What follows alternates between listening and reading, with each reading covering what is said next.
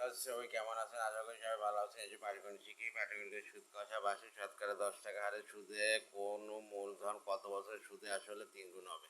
বার্ষিক শতকরা 10 টাকা হারে সুদের কোনো মূলধন কত বছরে সুদে আসলে? তাহলে মনে করি আসল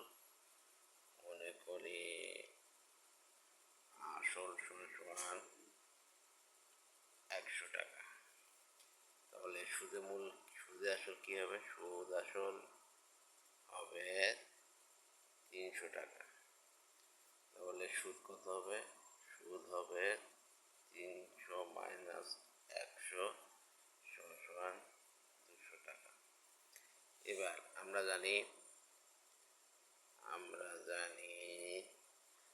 আই সমান পি বাই এন বাই 100। এখানে সুদ আই সমান 200 টাকা, আসল পি সমান 100 টাকা। এবার হচ্ছে সুদের হার আর সমান 10%। সময় এন সমান বের করতে হবে।